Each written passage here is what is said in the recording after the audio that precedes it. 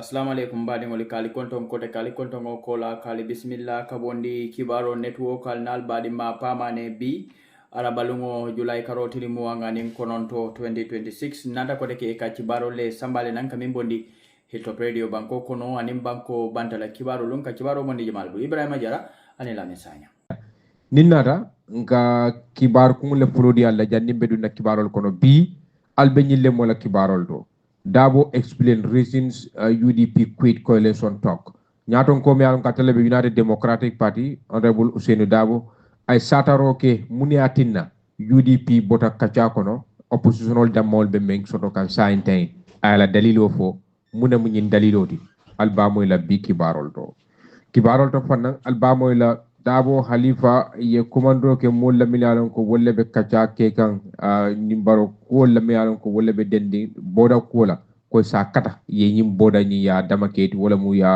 tala na ne bondi ay senia Halifa sallan ning Ousainou Darboe be masakunda kumandi ko simfata pour boda ko senia de ye munni mune fo albamo la bi kibarol to kibarol to fanna albamo la e koy kew samba kasola ka sabari je pour to momen ne ko ya tumi sanji fula dinde mo yalan ko sunkurinni wala e kay wala forcé lañoya jumalem nyin kewti aya ke mintole albamo la bi kibarol to fanna albamo la president Adama Barrow e kabe luntan sot lam yalon ko fon atelbe kala gabon na president oti abina banko kanjan soma jumalem gabon na president oti ani mune fon ba sila Gambia albamo la bi kibarol to fanna albamo la sana manjang abe kitio men kono e ko diamuta signa folo kiti bu la tumo men ne ko adunta boxo kono ka satar ke ko lam yalon ko kiti bu sulata ka wole long sana manjay mune fo kiti bu la albamo la bi kibarol to fanna albamo la mi yalon ko fan wole mu minister ti marta fankola ay ka fay ko finance minister ako president Adama Barrow ko mol min fokko abe bansa kunda do kula la karifa la fala kamunta kemo sibla tan sababe 30% ako president Barrow sa kenole annu se keno banko kanja se kenole ni ata e president Barrow murdi office oto jumalam finance minister di munan na teo fo albamo la bi kibarol to fanan albamo la Ousainou Darboe ako 2016 mistake men keta wala error men keta ako atla pati oto sayin kannade mune munyi mistake ti anin Darboe kadiamu mune fangola albamo la bi kibarol to fanan albamo la hani sai mi yalon ko fang wala mu nyaton ko ti mi yalon ko wolle be dending kachala pour ka diamu oppositional da monte may ka kilindi e ko kilimbe ko no resental de ako ate man nyato taje oppositional la nyin diamo do jumale mu nyinti ani mum place le bate buluje albamo la bi kibarol to fana albamo la kibarol min yalon ko wolle be futa kan kiltop ma yayi tandi fan e ko mama kande ani ala delegation no mo wala ma ala kafoti e be wulila bawbaw hotel mi yalon ko mama be wolto sainteng e bita state house bi ini president Barrow be ñoji la tubo men ne ko be jigiring e be sayno kala mi yalon ko wala mu kayto ni kalati iba lola ila kambe on kan mi yalon ko nyim pati fulo yake mune be kala nyin kambe on ti anin molbe mune fokan mama kandela talla NPP albamo la bi kibarol to fana albamo la UMC la campaign manager MC Cham Junior nyakuya president la yamar labe mo Mamadou Sabaleti akay ko de jalayro ni ba kala banko kanya e fongola boss jalayde mi yalon ko amando ko no ando ammo tame do ko no Mamadou Cham MC Cham Junior diamra Sabaliye munati najin ko mo fay albamo la bi kibarol to fana albamo la nawek ila managing director wala mo ila studio mi yalon ko mo nawek be wala bulo kono tawandiro la karola galo sedi adiamuda ako kuran la da ko la banko kanja anin jio mi asabu wala mu kamunta kuran ka bondi nyame bantala banko kan anin fana kamunta ko la kul me anko wolle ka soto domestically fawlu ya jang watina fan kuran da ko la da ayo fo min tole anin mol ya jabi munela albamo la bi kibarol to fana albamo la hanisai mune fon be kering kachato mi alon ko coalitional bole keka walla oppositional damol bole keka pour ka kambe mune fon be kering wo bungo kono kachadu laje funding ko diamuta mi alon kala jikila tew itandi kacha damuta ta nyamin ana banta nyame amman kontane jumale ñu funding ko di ate mune fo albamo la bi kibarol to ñing anin kibar jama albole mo la sainteng kata fotalantang anin fula la mi sanyang Ibrahima Jara baraka bake kadon kibarol kono nga commencé ni United Democratic Party même mu UDP di dame yalla ko la parti nyaton ko ANM Ousainou Darboe kunun ay kibar talal kumandi ani ye nyatili nyola me yalla ko wole be denden kala parti yola lord la foye mune ya sabu fang atemu wala parti yo ibe da bondi kanyin coalition kacharo to momena Ousainou Darboe même mu UDP la nyaton koti abes foka gwato men na be diamu kan kibar talale akoy ko de niya jibe ibatar la ko de United Democratic Party me yalon ko wole UDP di patiyole me yalon ko ebe larin ko bankola sinin samo wole kumayata mo kunkilin nala hamodi andu wanyama fang wole kumayata kafu fanan na kuwadi banko kanja nyene ya sabu o dalilo kannem UDP ya dabula coalition kachado e kamen kumandi coalition 2026 me yalon ko fa wole be dendi patiyole kamen kumandi Alliance for Democracy and Development ADD wole kumandroke ndel nim pati warawula kotewal men yalon ko registered banko kanja civil society men mu nyanti kafoldi tang anin nani anin political movement ol nganda bula nyin kacha nyin to aitande ko be damuta dlato e batalla ko de UDP ndunda nyin kacha kono anin to nyala ngam bulol be yele ngani yo yele kacha nyin fanaye abaitande ka ngoke men kama wolen kaje ko de sulo bije ka falindiro ke nyim banko kan anin democracy la sirola dabo baitande ka wanyama na mol continue tumomena na mol nyimbanko kanja e continuera ka kujamal taki me yalon ka be kono balu wala kolya do ku soto baliya anim fana molla jiki baliya jamala bundalla nakariyanin tapaleya lamfo mara lola karola fankola kolya anin deto nyimbe musula kuwellede maya sabu molya jiki ko fali wonyanta kala banko kane nyene ya sabu nganda bula katanyi do Ousainou Darboe bayitande ka loya Ousainou Darboe memu UDP la nyaton gore akoy ko de nyinyama kata kuwol nyanta kala me yallon ko ibe jarla kaje ko de men be lola silo kan ibe kende yala demokrasi la silo kaje ko de ka kuwale suno londi nyimbanko kanja membe silo di la banku di wala pour ye man sakunda membe siri ya boyndi abayitande ka tambini nyin kacalla nga molki me yallon ko wolle ke dabula nyin kaca kono e ke la moy moñolla ini menna miro manke kilindi e ka karabula nyoye kuwol to mi yallon ko wolle jarta andu wanyama fana kaje ko de nyimbe kama ke niola kaje ko men yallon ko wole kumayata demokrasi e fondamental melandi mal kitabo e fondamental melandi won mu fennede mi yallon ko nte bono la wal kan aytende bar bi atu momenna nga hakilo fayi wanyama fana nga dumani santo jibe nga kajake na patiyola nyaton kol tema mfurada lord lato me yallon ka kolyata mbulu barate baynola wolende ko United Democratic Party même UDP di ndaman tara nyin kajato koteke membe den ni coalition lo kuola mi yallon ko wolebe keka banko kanya kajanyi nganda bondi jele dabo bayi tende kan akana la patio the decision was neither rosa don't taken lightly man koronto nyi lord la kama mata fana ni soni akono la Ousainou Darboe bayi tende ka la loya Ousainou Darboe même UDP ila nyaton kodi aba foka wato mena akoyeko nyin dalilol kanne na patio nganda bondi nyin kacanyi do coalition 2026 e batalla ko de ila discourse na me yallon ko wole mu ila kacati ye fere fulal landi me yallon ko wolle be kella tamandir nyaati fere folo mumenti wolem e de marié da hayla patiodo mo kote mal ye bule noma UDP de patiola mi yallon ko ndale men fo wolem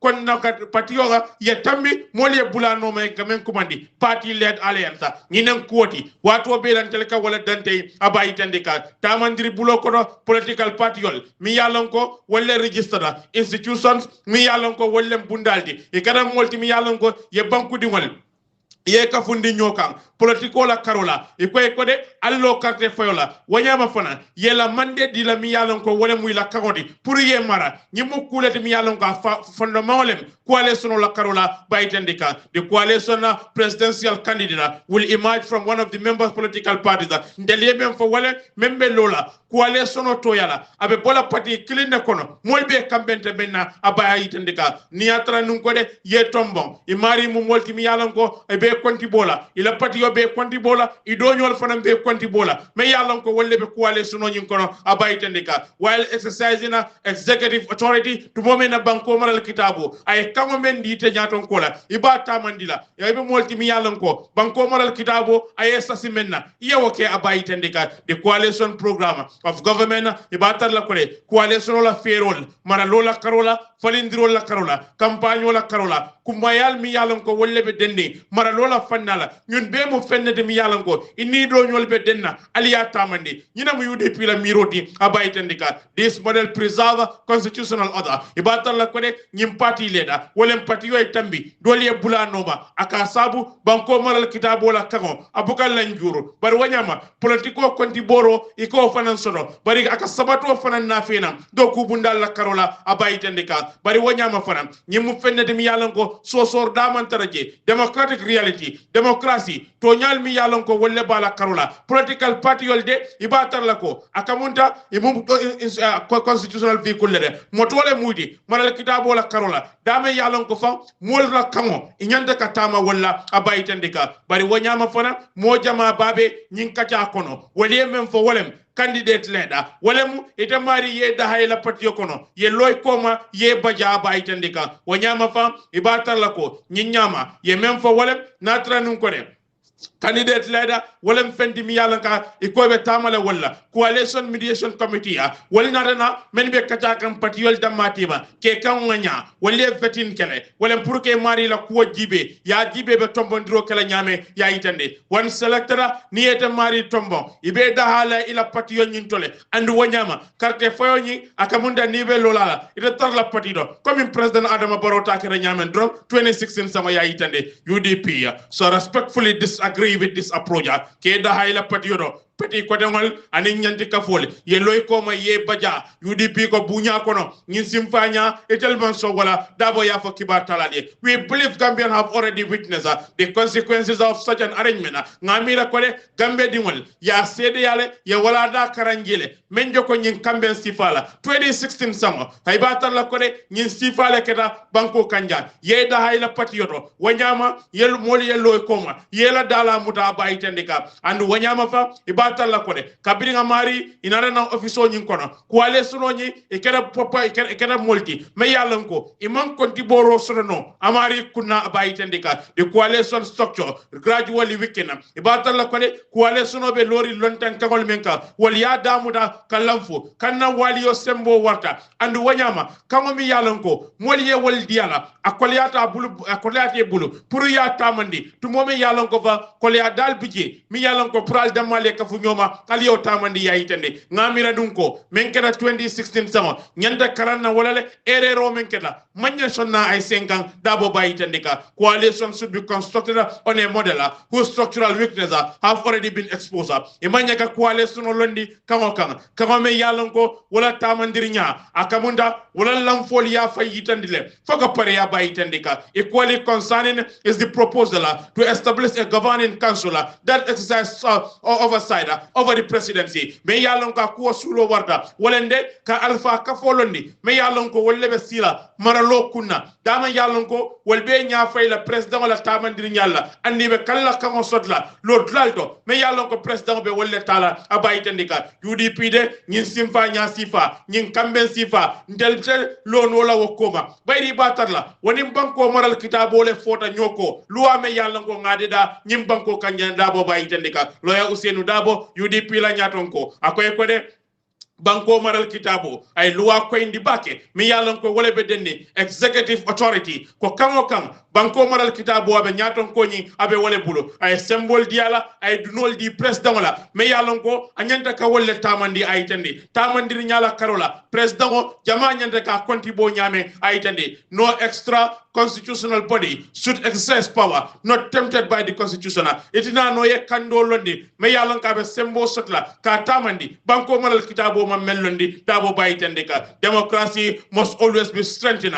by constitutional institution ni democracy jibe ibatar la kore ka bambandi anen ka sabatindi maral kitabo e kangol melondi wollem felti mi yalon ko e ka sembe walla ibatar la kore ite kenola maral kitabo e silo me waran ite na faran wolo fe yena sila dota o mun fenne mi yalanko akamunda sabati balia aka wale wulude Darboe bayitendika. UDP has a serious reservation regarding the proposed mechanism selecting coalition flag bearer. UDP de anyakuya ni sobe ya kono ibatar la kode nyimfero pour yeda hay la patioto yena yeda dala muta wo feroji mbatar la kode nga sotar bal soto wo karoni na Darboe bayitendika. The current proposal places registered political parties ibatar la kode nyimfero bi yalanko men coalition la karola diamol men keda e ko nga tama menna political party wol lemba nyanti kafo lemba political movement wol lemba walantuma bundal ibatar la kode wal iba akamunda vastly different level of political support ila symbol mankanya mol nyakoro pour ka walbe londi akamunda lorambulu kilima nyina fenne mi yalan kon telman so wala ibayitandika. In effect an organization that has never contested an election nimbe nyim firinali Darboe ba fuka o kame yitandi wala ka fo me yalan ko inana mallo carte fayola banko kan inana mela sembo nyi inana mataste banko kanja andu batal la kore ilafta ka woni patio londi tarambulu kilima kan me yalan ko ayala watota banko kanja kala mandara kolke banko kanja fasaro babulu banko kanja andu wanyama mo wuli wulol ba koma banko kanja eta wondi modo kanja ndinola memba la sembo fanga teste follow Darboe bayitende. We respectfully submit such a system is neither equitable non-democratic bunya kono mba fola kode nyintara mbulu sifa manke kanya ngodi amanke democracy farandi bayitende ka democracy ko representation wale batala momo membe bulu nyanda ka tame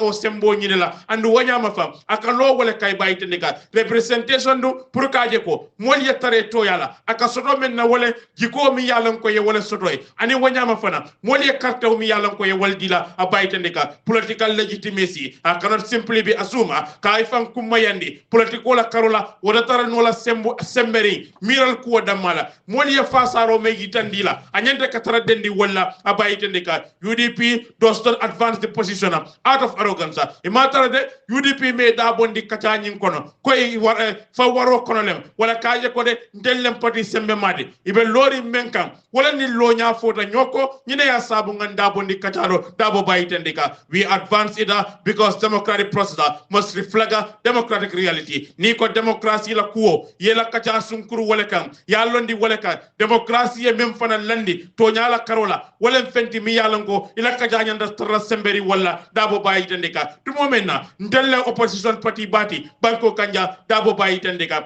ngalo drasodo banko tonko nano bedo fasaro bembulu banko tonko nano bedo UDP de nde nyaka sinola wo kanola walantuma o sembola jamaa mendintella nyimbanko ka bayitendika to pretend that electoral surrender Kenya la wala ke fanke kode karte fayola bambang do kubunda wala bundanyi ila nyadota demokrasi la karola molie lo nyamendila ka fo won kumaya ka kuale son lo nyin kono fenne mi yalon ko akamunda ibe sosoro ke ka demokrasi fangola kumolla mi yalon ko wala be dendi molla kangola e kamendile bayitendika coalition must be broader, inclusive and fair. Coalition oni akono nyanta fanlale mobe nyande fanjala jele anyanda trinale fanam Darboe bayitendika. But fairness does not mean ignoring objective political reality. Ninko ngatiling o mayitendi kode nyanda Kenya lale politiko tonya ma fanana me yalon ko wala be kering abayitendika ninko de akamunda tilinwanying ay menkani wala momo tamu menti yeke moti mi yalan ko yadi yala legitimate driver from the support of the electorate kayla kumaya ila lonya politiko kono akaba molle bulu men yalan ko wolle ke baja men ye carte faye Darboe bayitendika ibatar la ko de ku koteng mi yalan ko wolle sula wolle yalan ko wolle be dendi akamunda kachani mba kungolo kandame abayitendika. Gambian people expect political leaders to present solution to national present problems.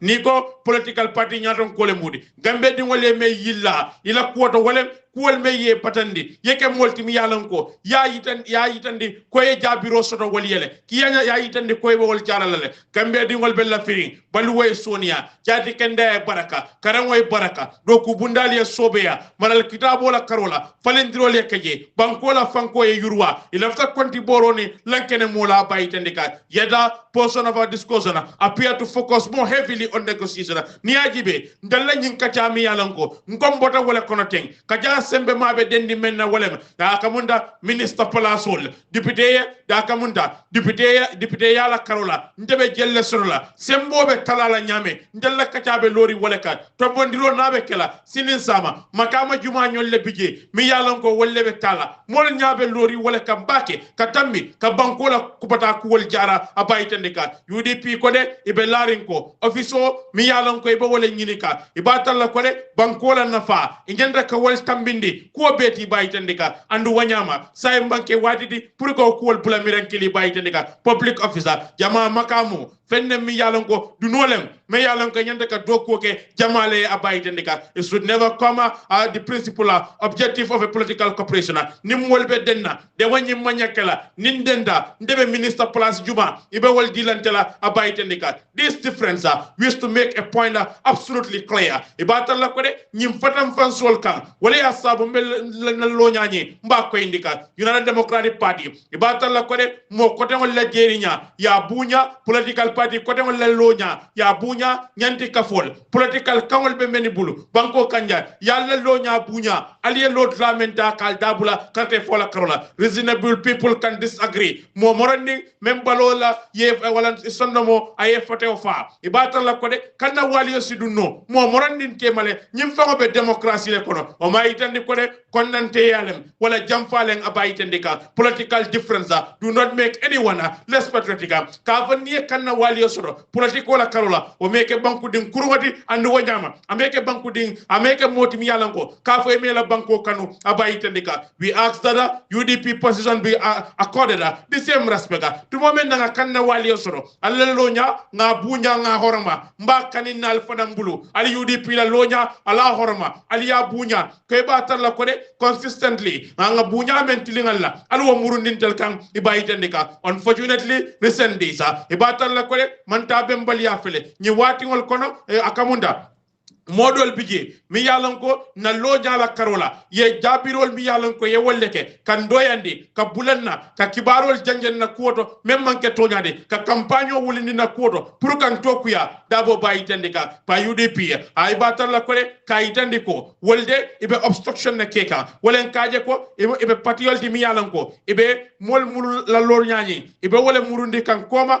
mi yalan ko wole be dendi pourquoi les sono e londi banko kanja mba fola ko de way ka fendi mi yalan ko ngalla lo nya bunya nyame alfana yendel fananta bunya wo nyama dabo bayitandika hanbi ba foka wato mena akoy ko de niya gibe ibatar la ko de na lodula nyin kacha nyin kono fenne mi yalan ko mo ko tengol aliye lod lamenta ndel fana ngal bunya wo kanne ngal horoma bayitandika somehow sought to portray the UDP as obstructing opposition unity dolbe je fa wal ko UDP lebe kuntukan oppositional ning kambe ngotima banko kanya wala kajani komba mulungo jawyandi kane nyim ko mo be man soto dabo bayitandika UDP ya niola nyim banko e ka democracy londi ya bayitandika our members has enjoy imprisonment na party dingol ye sorong ye bute ye tilimbalia dol porta ila banko la kaje ko de ye toñero bekela nyim banko kanja dol bonote nioto pour democracy ye soto nyim banko kanja ya yitande wonyama ndel manyin ni la beke kago politiko munafango ngake wala kama ngake men kama wala democracy la fondement pour ye lo nyim banko kanja ye bambang abayitandika no one there for question the patriotism democratic commitment of UDP nyama UDP la banku din kendea ila sobeya democracy la karola bi motina yewo nyininka abayitandika wato bela ndelbe lorin democracy la kuola kan ayayitande andu wanyama fana nana buka tonku wala coalition law amu fenne de mi yalango coalition building wa ka londi amu fenne de mi yalango manke kuol dandula fana dia bayitandika ay batalla ko aka may wuyitandi wala ka silo yele banku dingolye kaje ko de democracy la reforma falendirol men nyanda kala molla balunya pour ka yurwandi bayitandika coalition that la constitutional clarity coalition mi yalango banko malal kitabu wala ko ndiro man taraje politiko konti boro man taraje democracy ka tobendi sila nyalle be tarlo kunna sinin sama ko le yala woti de dabo bayitandika for this reason nyin dalilol kama United Democratic Party nganda bondi nyin kachato membe keri ka coalition londi banko kanja bunya kono mbake ka wala make ni jusubo kono la make ni konnante ya kono la bayitandika wanyama patiol me yalanko aliyal dabula kajaro mbal tenduka mbal jayika dabo bayitandika they deserve foba. Most importantly, they deserve a capable government. Gambe dingol sura jikola man sakunda mi yalanko a serious economic and governance challenge koleal min belani banku dingol ka fankola karola anim fana maralola karola wayke fendi mi yalanko ay bondika wandori men opuna e batalla kode ndella bundabe yeleri political party yol be men lafta pour niye kaja kambe ngo fanan kono abayitandika ka democracy londi manko maral kitabo falsi wo bunya and UDP be lori wala kan wato bela loya Ousainou Darboe nyinan kuma ka goti ay memfo kibar talaliye dalilo me atina ala party yoni e be dabo ndika coalition 2026 kacha kono ako nyinam dalilo di nganyen mem fali teng ke batar la ko de teata tamandiri bulo mi yalon ko ye wollondi anem banko maral kitabo ay silole farafi andu wanyama fam etel tello no la kango koma mi yalon ka anem banko maral kitabo be fola nyoko wala ko ni kambia banko jibe mol kamem fo wolem lafta balwo day sonia jadi kende ay baraka karamo e baraka nakariyanin tapale ay dang ako nyun mu kulti mi yalon ko nyin kacha men kera mambe baake kacha sembe mabe dendi menna wala ministre placeau député ya wala kulti mi yalon ko wala sembo warta baake kacha nyin kono katambi ka jabiro di kol yalla mi yalon ko banko dingol ko wala be lari telka dabo ko mobuga UDP la banko din kendeya mobi ko nyinin kade ila patio ye niola nyim banko ile kaje démocratie ke fendi mi yalon ko ay lo nyim banko kanjam wanyama ko menye nalla miral yama ke kilinde to momen nga ndabo ni kacha kono make nin konnante ya kono la make nin jamfa kono la bunya kono nalla miral yala fota nyoko ngalla lodula bunyale alfana yenta bunya ngaje al dol ya damuda kan kajafi kan doya mi yalon ko wole be dende na lodula la karola mba fola ko de albe kumol men fokam ko UDP wolle be balande pour coalition lo banko nyika ngin mokuma soto balol de alena lodula bunya dabo bayitandika lenna lodula bunya UDP la nyaton ko be diamu kan ANM Ousainou Darboe janna brate diamuta mul min yalon ko fang UDP wolle fon ki nyin kachato mi yalon ko wala oppositional dem mawol tema fanam bije mi yalon ko adiamuta abe kono Lamin Mane brate be diamu kan United Democratic Party ya kankula nu talata lungula mi yalon ko wala kunundi ko e dabota kachato la mi yalon ko wala be keri oppositional dem mawol tema ye men ke daliloti wala mu kambe mbaliya wala nyomoy baliya surota baki kolto miliyalon ko wolle be dending tamandiro nyanta kala nyame o da mawl nyanta lula nyame mi yalon ko wolle be dending political party onu mil bebe kacha kono Mr. Mane ya itandi birabe kankularo ke kan to momen na kiba talal kumandi nang ya itandi fang party formally outlined its reason iko UDP de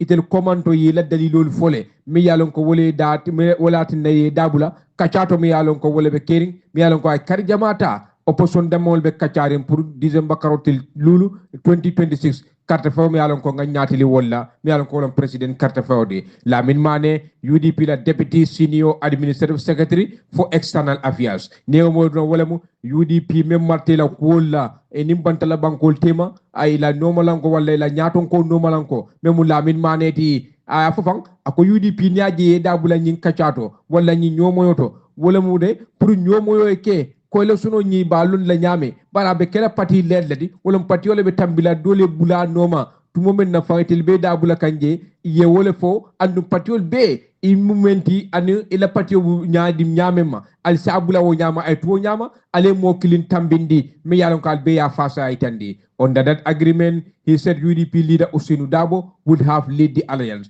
Ako kamyon kono UDP la nyaton ko mem Ousainou Darboe ti wala be kala nyaton goti andum fanan ala parti nyaton kaya abe tula bulo kono la te resign la parti oto Lamin Mane baytandi gang. According to Mane, that understanding letter give way to a proposal for a candidate led. Eko de teleo hamo men soto aniwo kacha me atinna ye dabula je inata wo fali bulu yake menti wolemu hani woto candidate wala be tambila nyato ngara nyin kono ay resign ala parti oto ay lo untoyala ndel be ya fasa UDP ko itel mantra woto andi date je Lamin Mane ay tandi. He said the shift was inconsistent with the mandate UDP has given us. Akode o kacha kono woni UDP kawmenditel la pour yeda bula kacha to je woni o fota nyokole ako wala tinda fa itel muruta parti o kamem United Democratic Party kaitan dila ko atellen del kide kacha bungo kono bari kacha bungo de nyine be kerinje wala nyine be kacha kanje anintel lod la fatatale wo kamala ngonga muruna le kan nga falie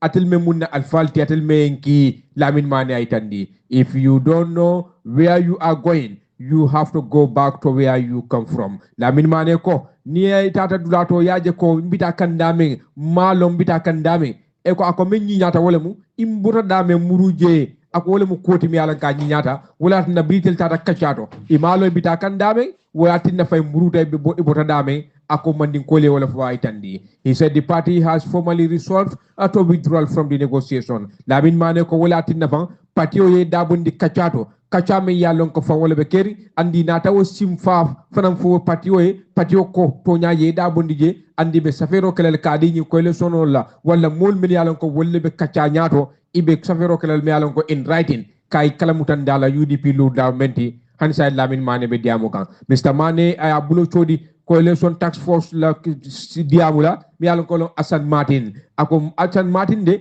allo la fongo ani awo fota nyokole baade ate nyante kala molti mi yalon kabe taral lorin temale Assane Martin mu molati mi yalon ka nyante taral lorin temale kacha nyin kono bare anata bulo chodi Martin na akay ko Martin ite lobla mu menti nyin kacha kono yewo landi karlale aka munta fende mi yalon ko fang ite be plaso stakan plaso mi yalon ko fang a UDP yaje ko a metel febo bari ite mantra tema a bulo chodi Assane Martin la recounting one exchange Mr Martin alleged that aba fokam fang to moment na ko kacha do dun tani Martin tema mi yalon ko wala mu Assane Martin ti atele mu diamulati coalition tax force Mr Mane ko mi yalon ko wala Lamin Mane ti ako Assane Martin kay ko ite ateni lare be akay ko de kamunta mun min be be kacha bita kan kuleke andum fan kul be bendine bari de dabo la karola de ente lefta menna aliya fo dabo ay jenke karla ay modo fu melon ko be tarra kacha ko nay tandi Lamin Mane ko bring Assane Martin o fay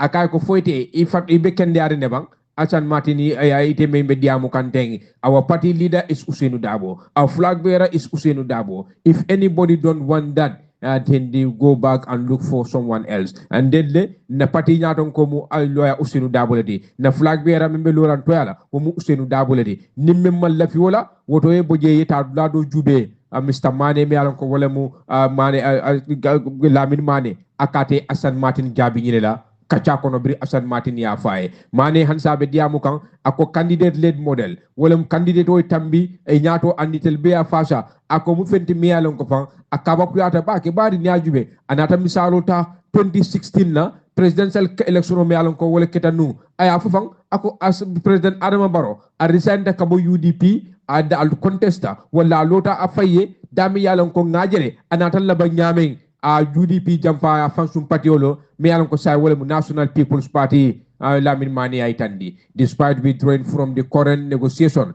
Mr. Mane said UDP remain committed to building a broader opposition alliance. Ako yeda buje nyawnya par UDP la bundabe yeline pour patiol mi yalon ko leftani UDP la nyokan yena ye la nyokan yeta carte fa la mi yalon ko December karotili luludi Hansa Lamin Mane baitandiga. We are building our own coalition right now, he said. Ako sa indem vang UDP be fansung coalition o lokane. Ako anu atemela albajela patiol bina kay be kafula UDP ma dami yalon ko ni wolle la kul sitano Lamin Mane aitandi. The announcement marked a significant shift in the opposition efforts to unite behind a single presidential candidate. Eko nying kankularo UDP menketeng akamunta ay simfa baleta mi yalon ko fang cool min mi yalon ko wolle be lari pour que opposition ke kilinti banko kanja bari nyini karo menti wolemu fo kambe be keno le bang ngata carte fawla opposition dem mo tema nyi sango mi yalon ko fang ba kono tay ala December karoti lulu bari ko UDP ko itel dalilo mi ane yeda bondi je wolemu ko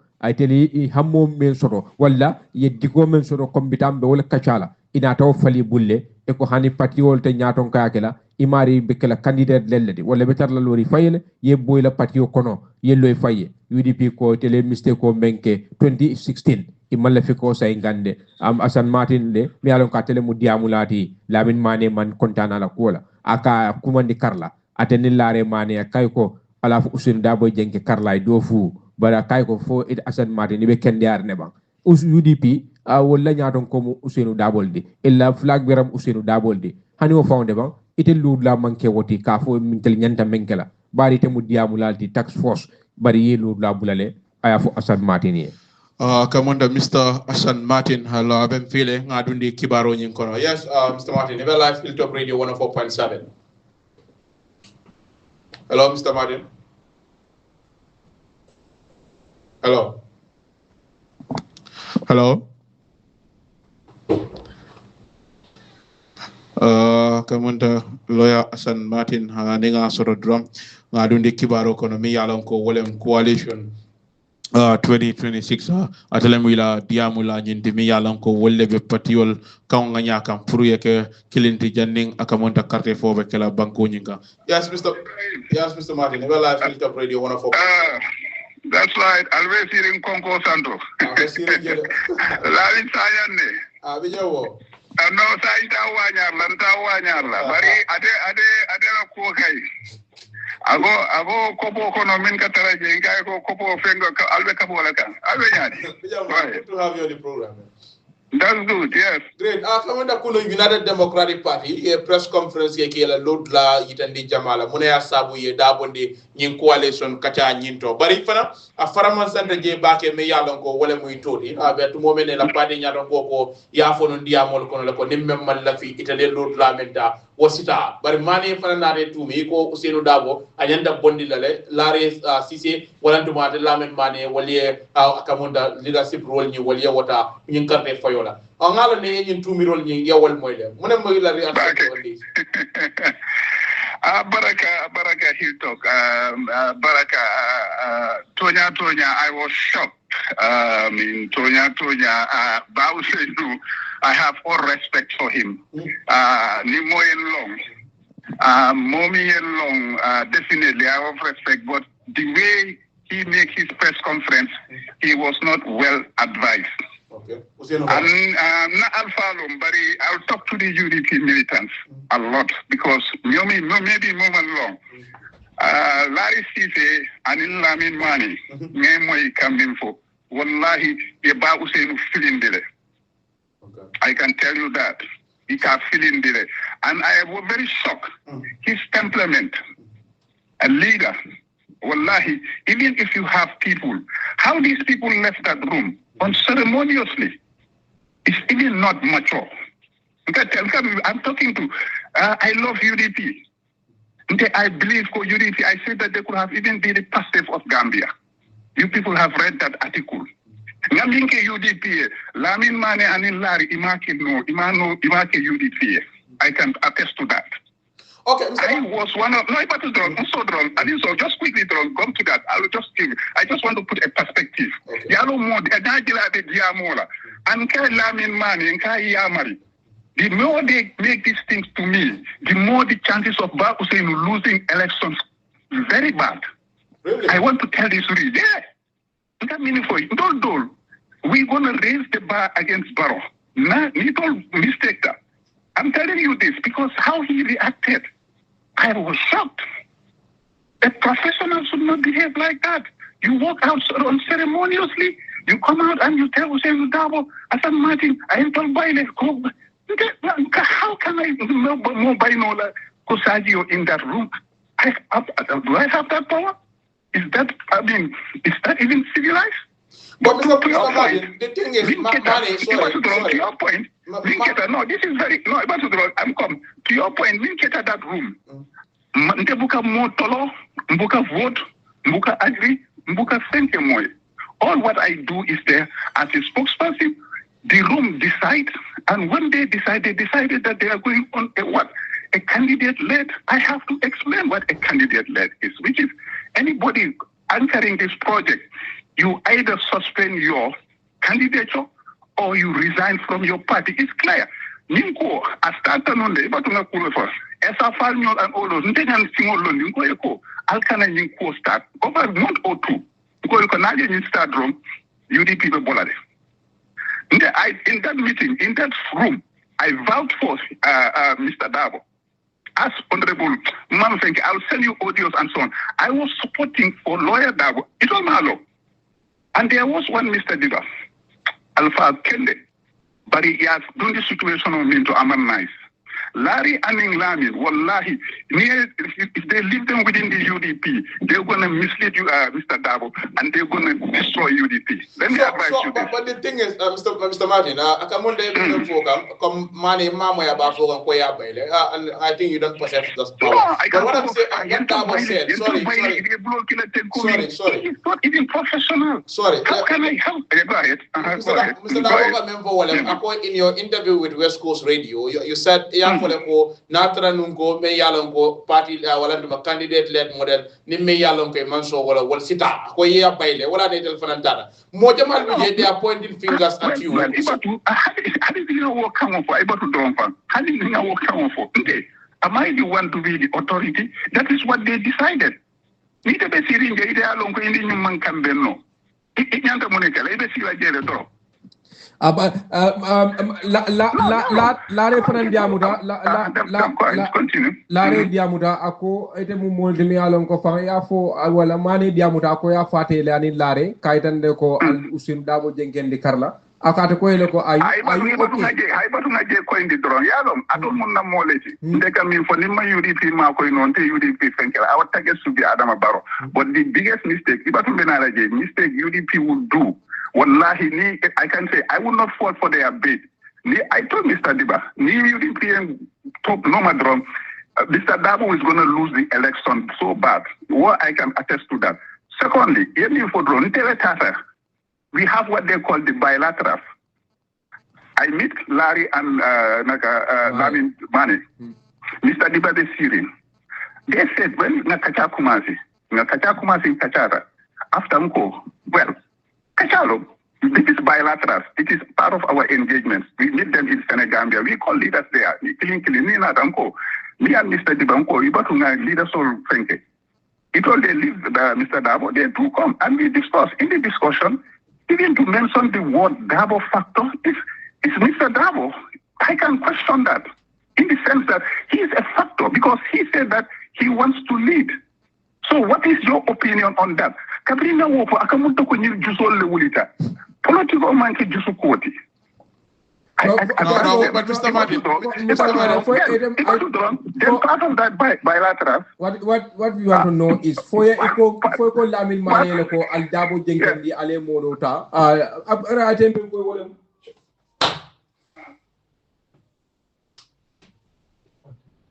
Hello?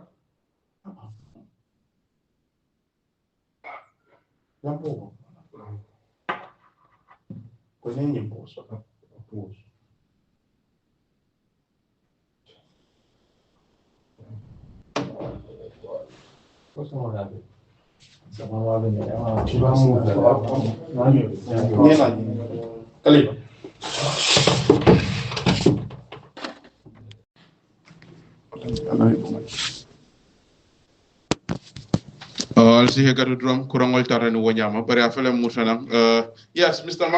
Martin, so you were talking about the bilateral mo jamal be men nyini kaka munatinde why did you put that pose that question to Mani ka fay ko akamunda ate Ousainou Darboe jenke ni lare mo plié le flag biara why what have you seen it's not that bilateral is bilateral. Do you know after that I have to contact Mama Kandeh and talk to him? Out of that bilateral the same day. But some of your colleagues. Sorry, do you know why? Because I have to talk to Mama Kandeh, and I post to Mama Kandeh. Can we have Ousainou to lead? Should I have also not favoring Ousainou? Yeah, long. It was these people don't even call long. No, but Mr. That is different. That is different. You calling Mama Kandeh, Mama Kandeh, allow Ousainou to lead, and telling Lamin Mane, Walantu Malare to lead UDP. Those are two different things. Now, you were interfering. Sorry, understand. Listen, let me explain to you. This is a discussion. It only nothing you feel for. Part of a discussion called bilateral. This is negotiation. I am here to know the position F and know the position Y. But when I can't after UDP money hakilola, keblo politico, I cannot turn into sola. Lamin Mane Abjusuko, Ateka turn into sola. Mr. Darboe, what was the, let me ask this, the position of UDP, didn't they say that Darboe should lead? Let me answer that. Yes. So is that not a factor?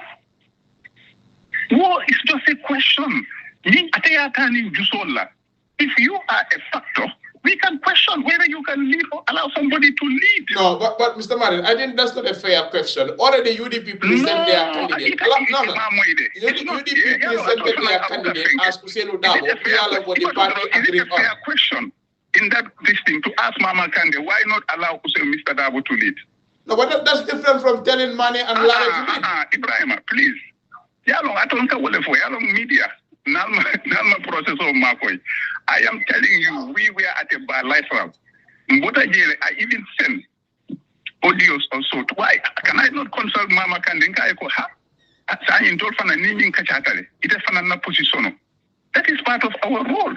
But in fact, some of your colleagues, yesterday one of them was with me. He said nobody assigned you to ask Lamin Mane or Lade Kafaiko. Why don't you step up? Ibrahim, I told my understand. We were what they call on bilateral. Ning amanke rumoti.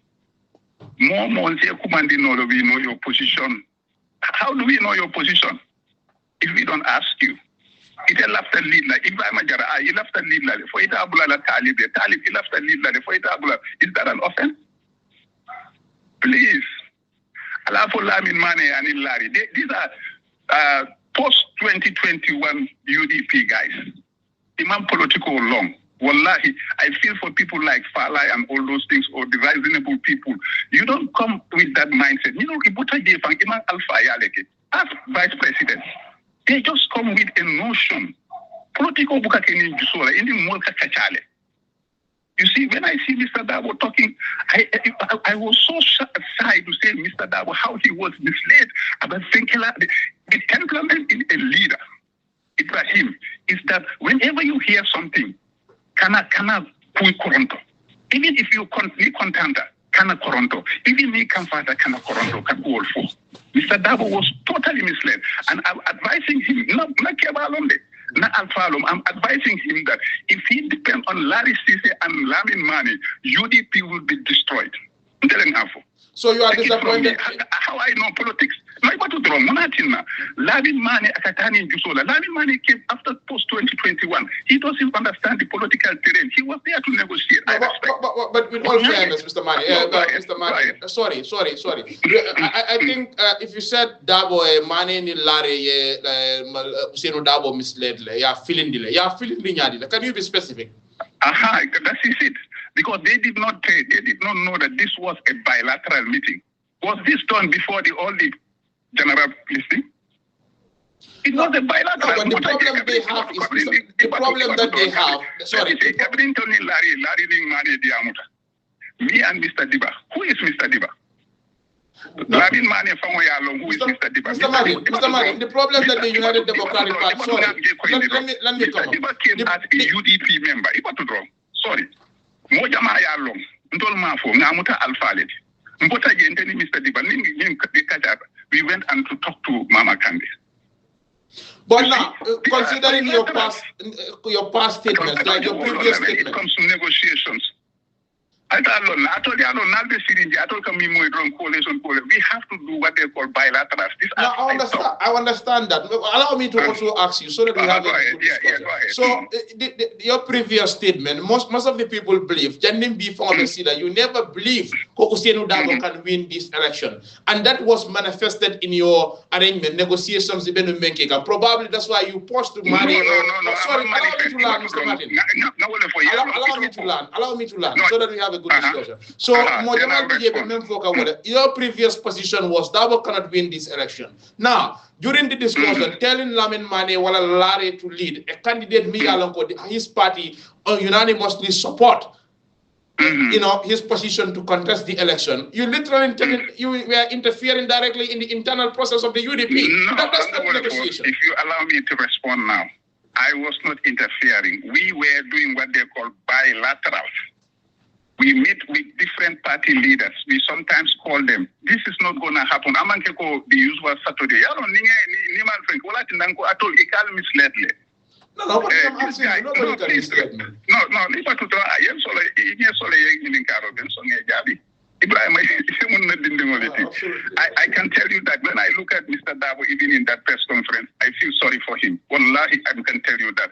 Mbuka mo tolo, mbuka mo decision make, I don't vote. Me and you come from the Botaje. It comes out because start.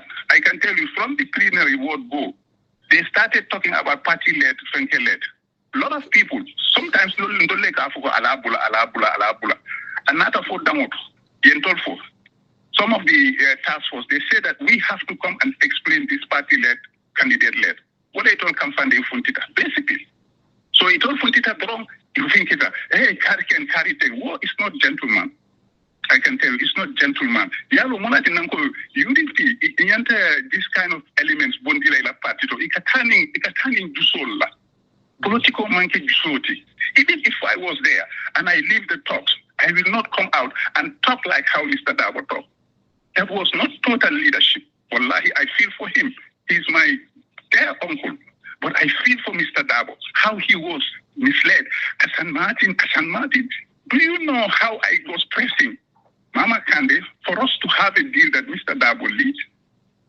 It's part of the process. Did other people know about that? It was a negotiation process. That's what we call the side talks, which is that we have bilaterals. After that, I could have gone and meet Esafat and say, Esa, your position is this. After that, I could have gone and meet Talib Bensouda in private and say, Talib, if I don't meet Talib, I can meet Nene or Ade. These are part of what they call processes because remember, is it correct to say, y'all news corner, so I want us to be quick. But is it correct? Maybe you felt betrayed by money. Maybe you could notify, like you try to offer a solution to a particular situation. Then they say that look. Ni nataratanum dolman song amankenteti ni tol be patanum itol be lata bumoto iko Ousainou Darboe labadila. Who am I to say no?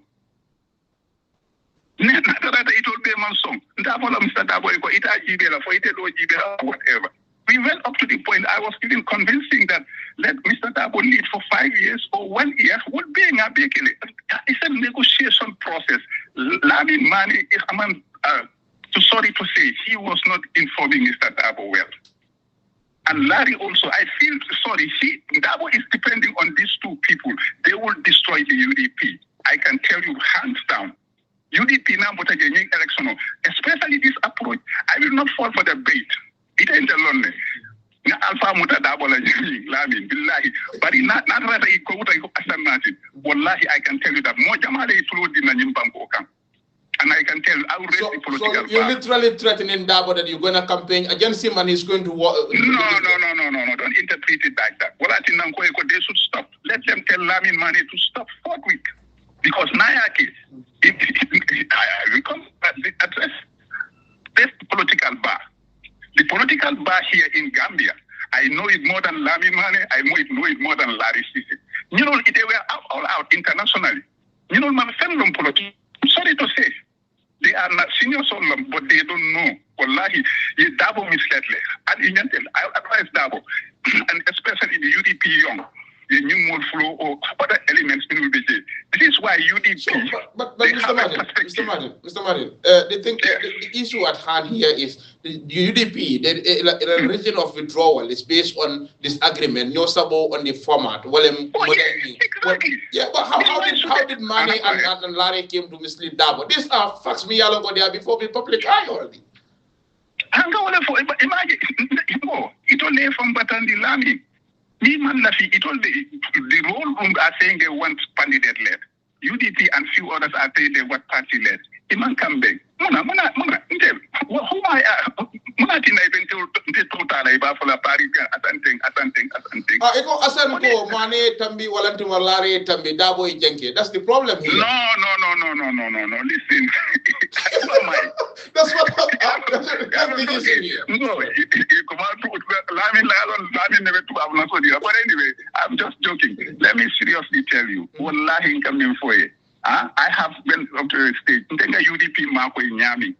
During the days of Jamme, I released a lot of UDP. Lamina, Darboe, Kasa, everything their case. No, but what I'm saying, we are against this.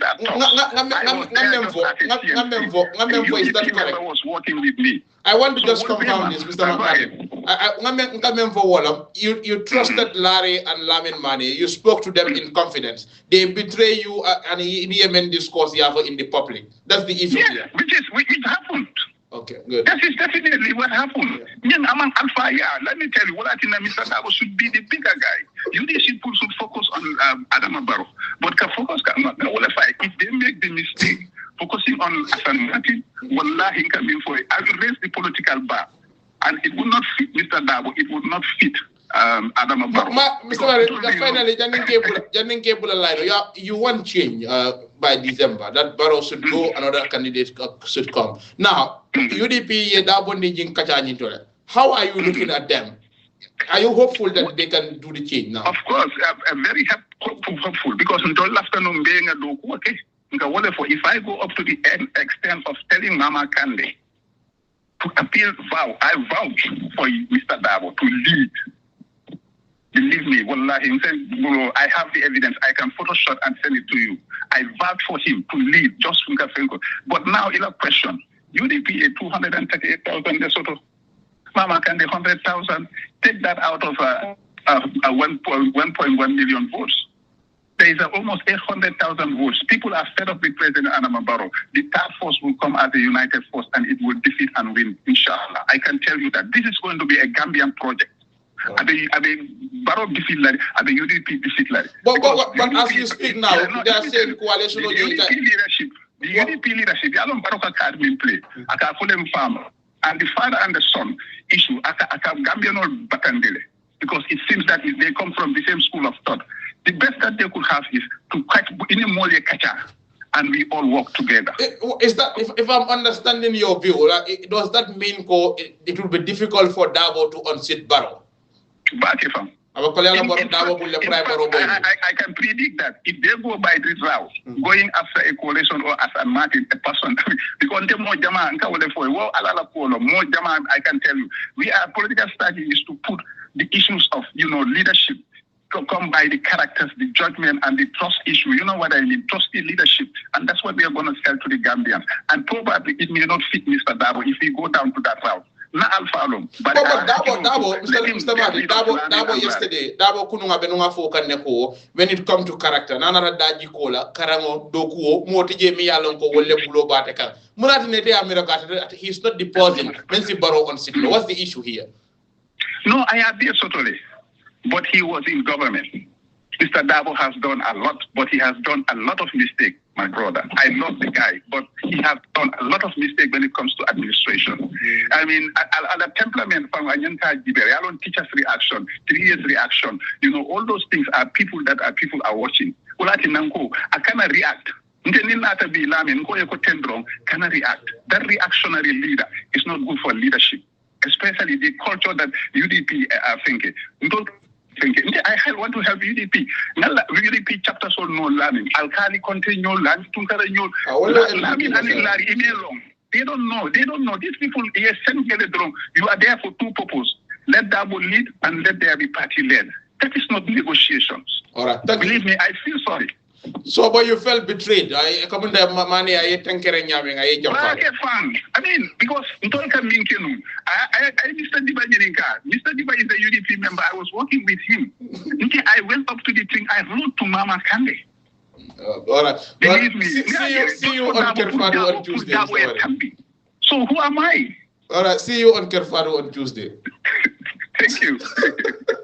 Baraka bake Hassan Martin wolebe diamu ka wonyama tene United Democratic Party ila mol fota nyoko to momene ya tumi ko ateka fo Lamin Mane ani Lare Sisia ko atel mo fulo ya jibe kili yetambi Darboe jenke karala Martin Kode kamun da ka tayo fo bilateral wala mo sa fo badi ya kacha kamun te benu wala ke kan drum ayo kumo nyin ayo fo komi ngai kullole fo lamin mane waya jamfa aya fo ka fo kono barako dabo ko kam fa tuje andu wonya ma fa yake modi mi yalan ko yeji so jinde kana ke nyaton ko re me yalan ko ni mole kumo fo drum e ka finta fi wonya ma ako hani nyaton ko hani kontanda e mum molti mi yalan ko nyanda ka ko wol jibe bake aka jikela teta dabo la reaction la wala ngala kuma kan wallahi même fo atema la ko wonyin doje akay dabo kanule de andu wanyama fam ako dabo de mole mata mi yalan ko kamunta dajo ay même fo kay daji ko ni do ko no ko balay mistake jamal leke Martin bayi tande kam barabe UDP dandala kan ako asan akay yow ko tuje de ni wonde akamunta ay mum molti mi yalan ko ila boyobe sangara la bake natra non ko isonda fa kera modi mi yalan ko ay billion nyim parakasinde bilo yim prakasindi nga bo politiko to ngata kiti bungola nga kex news jube sana manjang mi alon ko ya tumi ko abulobe sayal kono banko kanjantu momen nabe do ko la sojar kundato ika muruta kiti bungola kunu kata satar ke kula ate mellong ala sojaria makamo ani ay tunkul menta print momen na abe patrol timo kono meli alon ko be kanelay ya yitandi bel application o mi yalon ko wala mu ye belo men dundi pour ka sana manjambonni e kala molu ye wo withdrawle andu ye men tumi mi yalon ko sana manjandi aloda boxo kono ka satar ke kula mi yalon ko wala mala military kariati bintu momenna ya post patrol timo kono kanelay ya yitandi the defense case in the trial of sana manjang open at the high court e ko nying mi yalon ko wala mu multi be fantanga kang luwala karola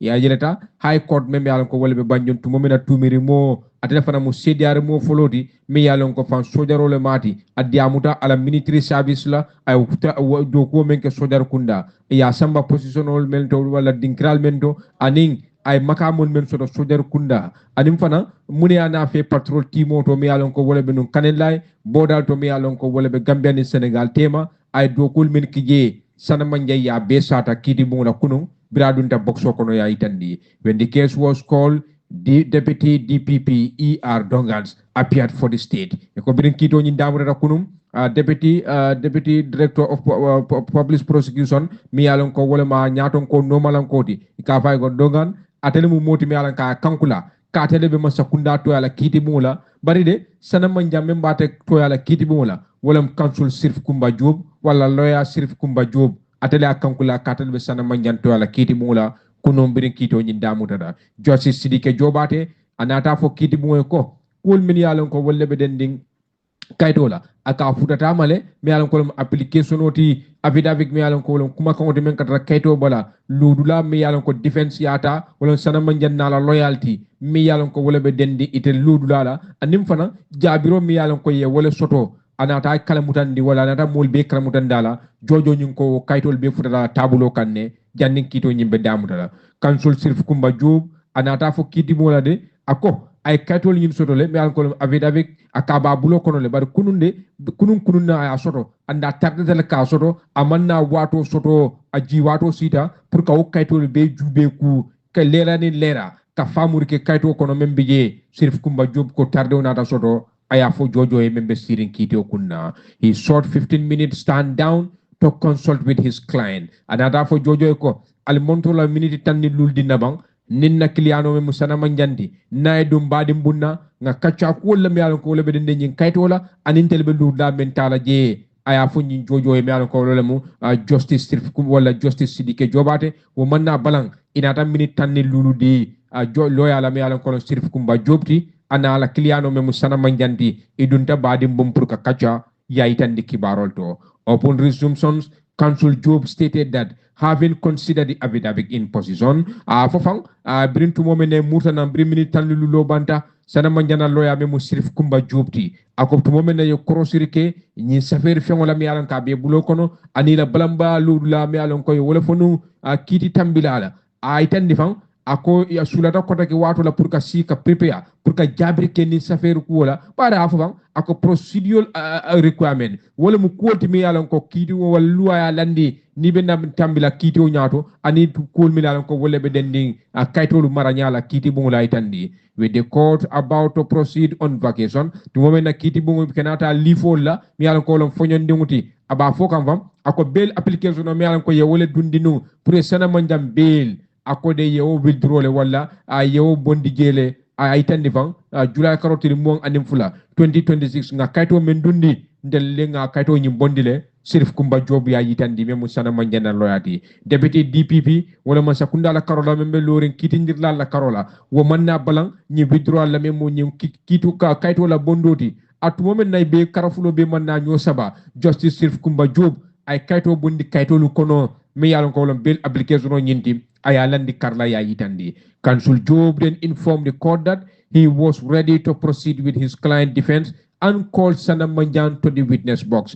Sirif Kumba Job mi alon ko wolum Sana Manjan loyati anata itandi kiti mula akoy compareta le pour kan nakiliano findindi ay low box kono ay satar ke kola ate melong ala sojari makamoto anin kul minan ko yatumi wala aya fo kiti o nyati le wala Manjan testified that biri wokeda ko Sana Manjan dunta box kono aya sata akwate mu brika man koleti andung afuruta le muso babulle din say wole bate bulo kono mi yalan kolon Sana Manjanti akode ate mu sojar kotoldi to momenna ako ay sojar ya damuta Gambia Armed Forces January karo kono 1994 ako sangolate dunta sojar ya kono Sana Manjambe diamu kan kiti bungula after completing 6 months of training he was posted at Fajara Barracks as at regimental police akode bring ala training ba mi yalan ko wole mu karangoti sojar kunda kari woro ka training menke ako brio banta ya samba Fajara Barracks le andate mu regimental police le di min ka po sojaro la kulu kumbendi pare wala karola anin ku kron mi yalan ko nyanta wala kala do ko kono e ka fa ko RPI tandi after 2 years at Fajara ako to moment na ay aka munta sanji fulake Fajara ya promote ka ke lance corporalty to moment na wobe abe maintenance duty me alcohol regimental police ti abe wolto inata promote kotake ka ke corporality 2002 sawo kono ya ke corporality Sana Manja ya itandi in 2002 following his promotion to corporal he traveled to Liberia to undertake a commando training. Sana Manjan ko bria promote ka ke corporality inata wo sankilimola anata ta Liberia banko kan to moment atata karanje e ka fo me ko commando training akayo ke Liberia banko kan Sana Manja ya sata kiti bungula. He testified that the training lasted 3 months and was hard and deadly. Sana Manjan ko ila wo karam wucho yemenke Liberia me munyu commando training di aka koleata andu asaya siyata je bake andana taitan difan akola instruction me alan ko wala muy la karandir lati nu watola ako botal janale me alan ko wala Libya Arabia Jamhiria aw Libya banko kan akola instruction bota wolto Sana Manjam ba fokan kiti bungula.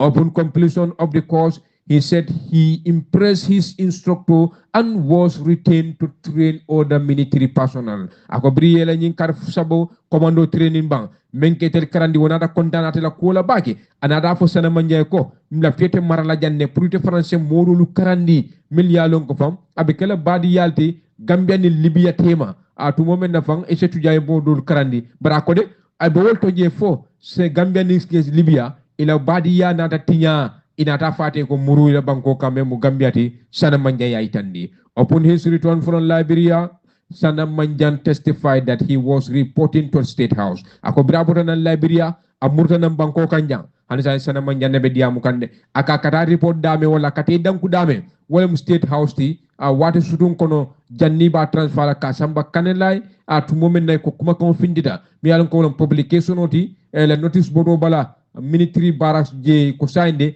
ate nyanta tara kanelay le patrol timo so raje Sana Manja ya itandi kibarol to wala kiti bungula. Upon reporting to Kanelai, Manjan said he was reported to Khalifa Bajinka. Ako bria samba Kanelai, aedam ku menna je, wala mu Khalifa Bajinka. Akata aedam ku wala je, wonata fae ate la doko be kelamenti, patrol timo nyinkono, me yalan ko welbe boda nyinto jele, Gambia Senegal tema, he was assigned a vehicle to conduct a patrol. Inata moto diala wala nyama, ikayo katel bukara taman na ne oto mi alan kolon bodati Sana Manjan ko Bajinka yo fae. He testified that at the time there was no formally designated patrol team in place. Ako wato la de bunda man soto wala kafu man soto mi alan ko ba fly ko atelle be kala patrol team oti jang ako wato la de kuol ñini ka falin ne watola sana manja yayi tandi. Sana manjan testified that during the period of his assessment to Kanelai, the Casamas border region was unstable and posed to security risks to the Gambian civilian. Ako atila watola de Bria Samba Kanelai Kasamba Patro Timoto. Ako Kanelai wala Casamas de o ka jebe kabab kuyari mbake. Andu fitino me yalan ko wala be jenung ay silenda warandi bake Gambia dimunu kang o watola ay tandi. Akate de sana manjam ba fokan akala ala lo momenti wolam ka Gambia ning Gambia dimulu ke tanka ke la safarol ke atrafang iman silanda soto kuwol to mi yalan ko wala mo nane to jeme mo godato sana manjam ba tandika. He testified that patrol team would be constituted with personnel from Banjul to Kanelai on monthly cycle. Fofang ako nyim patrol teamo ike bendile kay bo dol ka bonam Banjul kana Kanelai aka ke kari wakardo aka munda dole boje dole na a watu la da ba fokan ako patrol nyinde approximately 1 month before rotation alka kar kelin ki jele janni batel falina dole na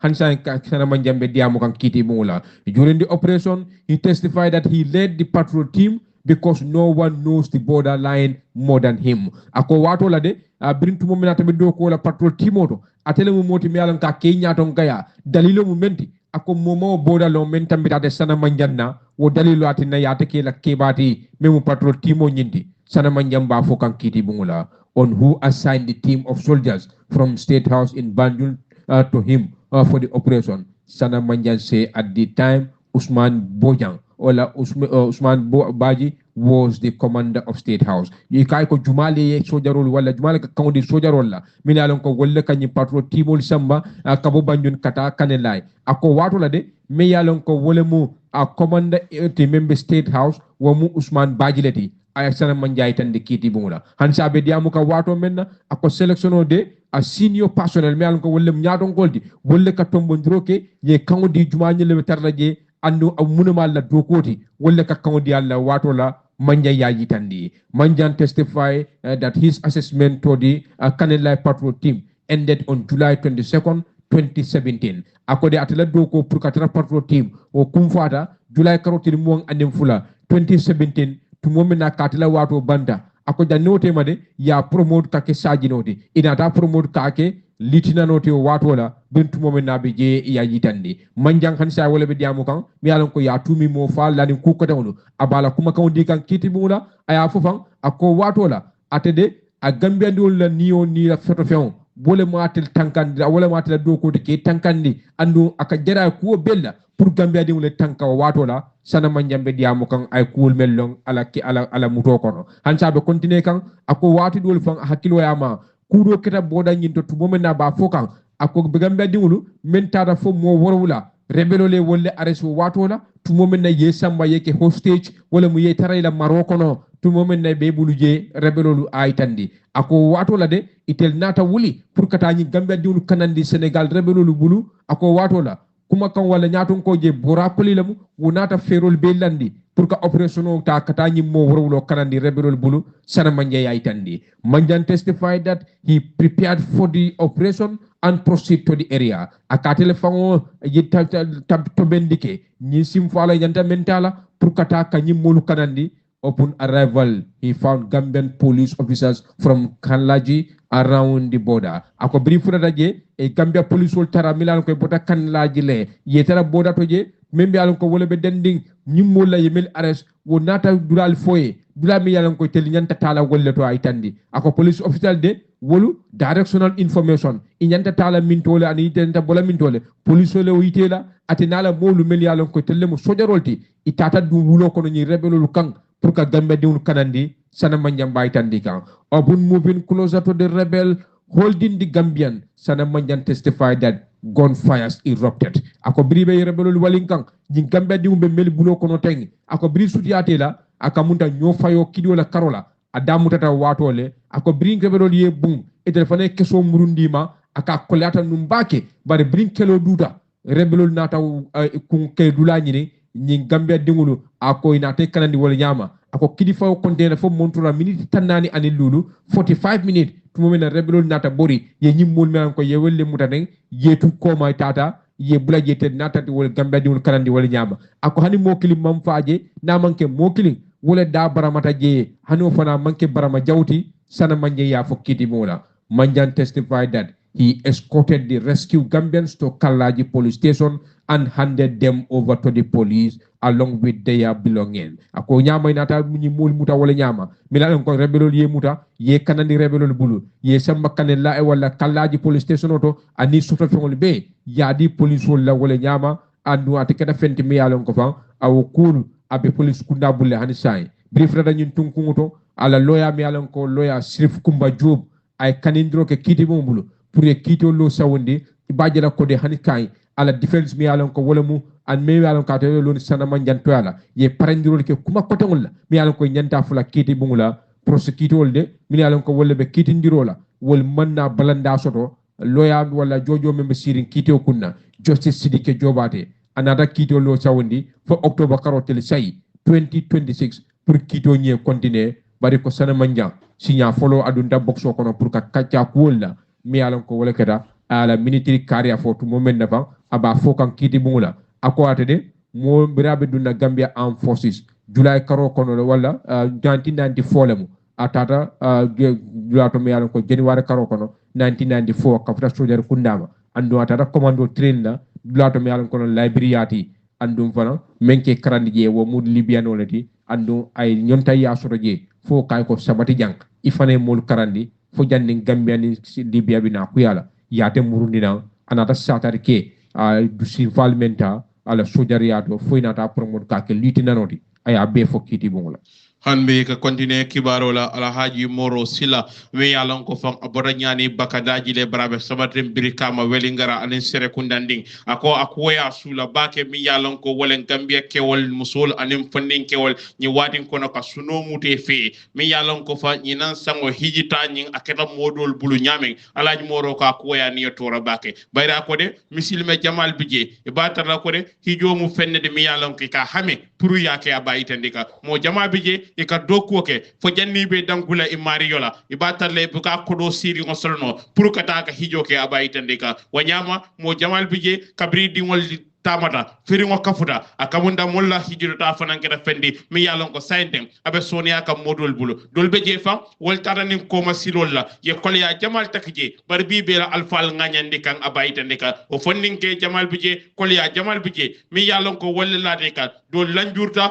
dolbe je e wol sorom dol fon bije wol ka foy niola o silo kanne abayta ndika wonyama fam nyimbe pour ka je ko de kolya membe lari la mol kan su pour ka bondi kan dolbe je men firinda waliya damu da kila alfal samba hijola abaytende ka ibatalla ko de o mo jama balbiji anim mem bulola ta fengan e kela wulula samba maka pour eta hijola atengin tlanyindo e ka bunda jawol sangay modo nyimal be senay nyimbe pour ke ni yolande abaytende ka bar alhaji moroko ni torata bake nyinan sango hijola ko tata modol bulu nyame alfa dolbe je wol kada moltimi yamen ko ye kodo soto ka bone dingol bulo kono andu wanyama fa ibatar la ko moye nene ayela kodote bulo kono ka foy ko abe sambala hijola amanne samba bayte ndika ko di jama ba ay wolte bulo kono akabe sambala hijola ame samba hijola atanyin dlanyido nyimu fenne de mi yalanko tapala yale ma bayte ndika akoy ko de nyimma sibo nyin tambita damma kafo ka mol bonandi ila fengoto ibatar la ko de wo mo jama balbije me yalanko yela kodota ime samba hijola jama beje e badiwol e kafunyol e signol ye wala kala mutandile koye nyinan sa wonda bita hijola le abaytande ka their disappointment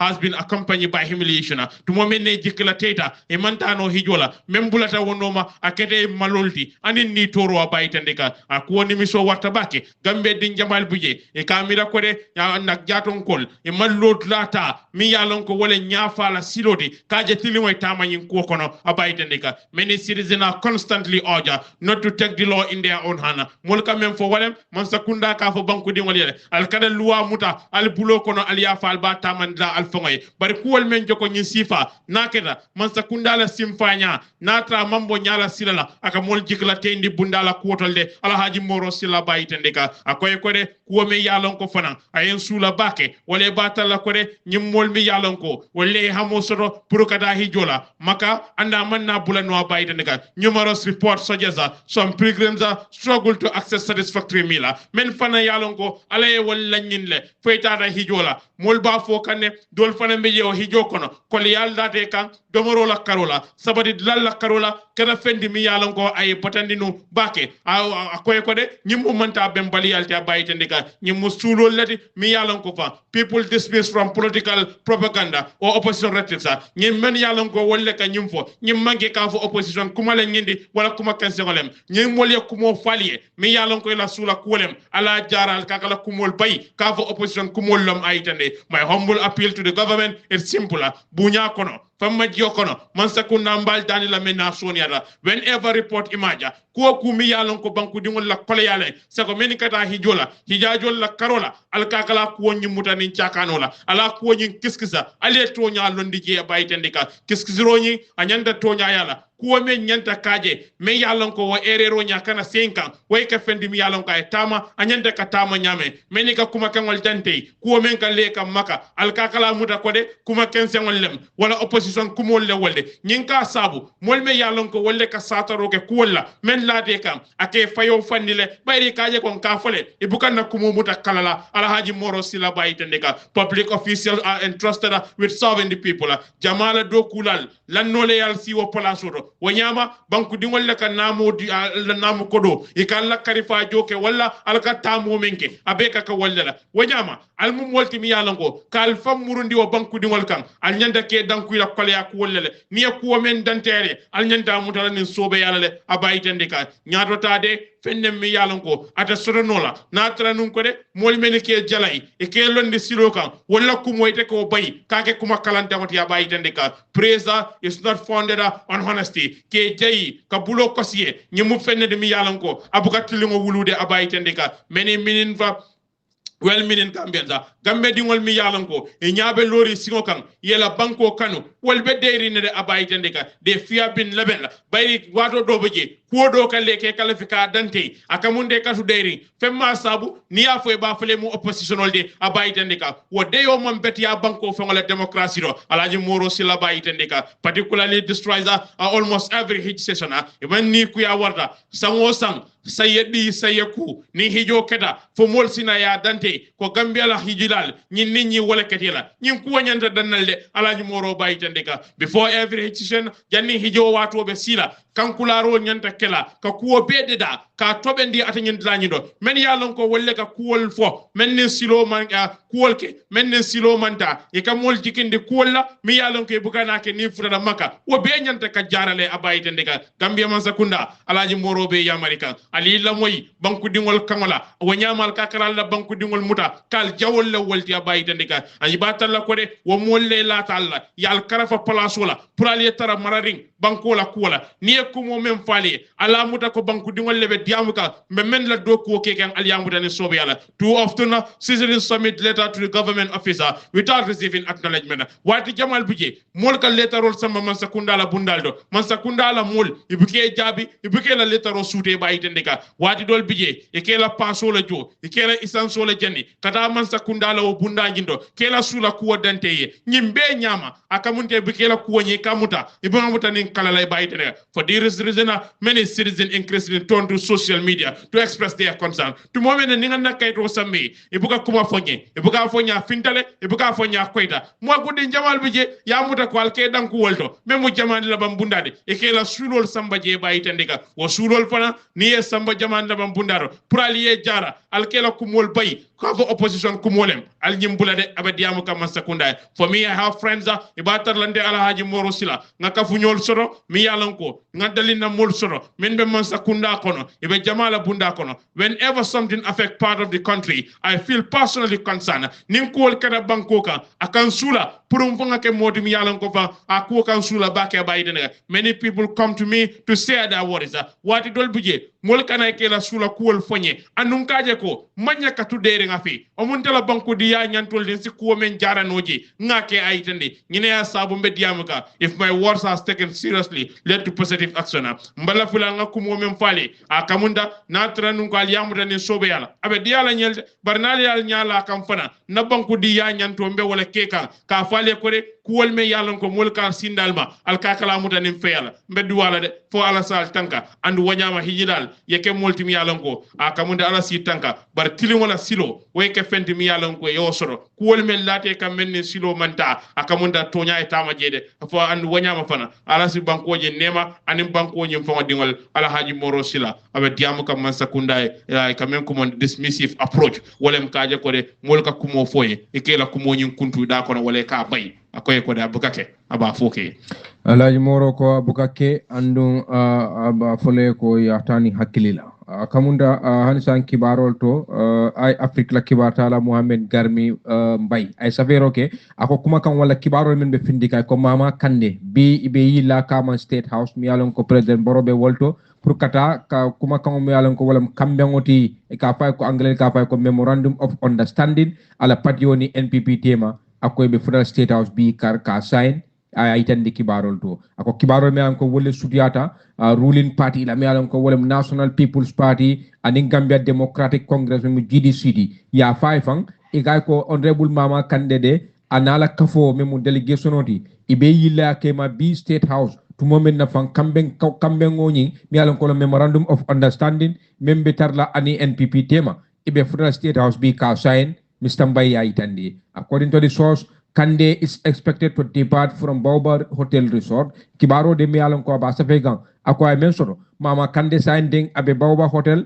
dami alon ka be wulla woto anala kafu sembema ye nyatilin state house la kataka nying agreement no memu nyen kambe ngoti pour ka sign ya itandi kibar kilungu mi alon ko kibata la soto akode ni agreement no sign da foka pare mama Kande aning NPP tema ibe meeting bakela independent stadium moto mi alon ko wala be bakaw ni sama banta eko after the rainy season ibe meeting bakela je mi alon ka be kala protocol ralliati kande ni NPP be kafula yake ya yitandi kibata la ko bribe zavela NPP and GDC hanisa moment official statement o bondi membe sabatindir kala ni meeting ni rally la nyin kibar bunda ko akamunta de ima sabatindir ki angle ka fa ko independent verified claim wo man sabati je bari baytandi kanko de kibaro mi alon ko kibata la ya soto akode mama Kande ani NPP e be benna state house bi to moment na bi da sign rokela nyin kambe wala angle ka fa ko memorandum of understanding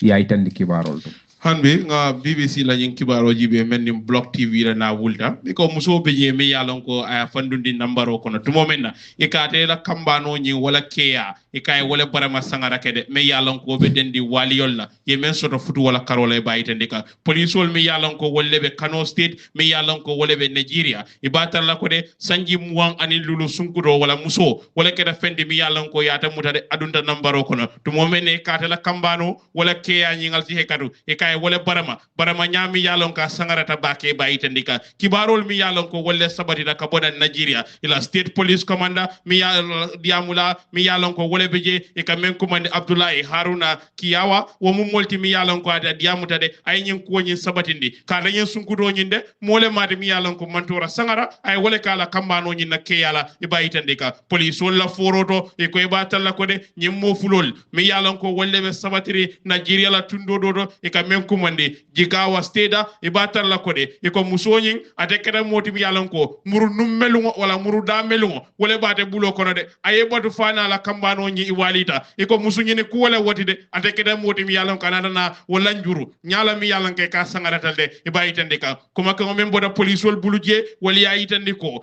kamunda nyin ku wonyi ka keda hotelo dolto ka botili bulo talantak anim fula tenelungo la e bayitande ka police wol de ay la mola e ko katabo kono ifurana ata nyin dula nyin toje andu wanyama fa pour ka ke moltimi yalanko kadla nyin jibe ya tara ko de ke wonyin ata mu moltimi yalanko barama sangaral e kay wolle soro ala ke ya nyin tode to mo me yalanko ko musonyi muru nummelu ngole be bulo kono aya lanjuru walla de e bayitande ka the suspect was arrested at the scene e ko e batalla ko de wanyama le musonyi ya muta ye muro fana nje ata nyin dula nyin do ay wo mantora menna ka ke sede jaroti ya itande wanyama lem ke wonyi ko ya da samba loftano do pour ka da jarade par police wol ko iba kuwojin iba kiskis kanne ada nyendi lañi do to momenne ko wonatale muso nyin ko de ata sobitale kala o kambano nyi o poreta ka musudo le futu wala sabo ya lanjuru wonyama ay bayi tandika wala sabo lanjuru wonyama muso man kontani ka funyola kola musunyi ko anata la ke amadora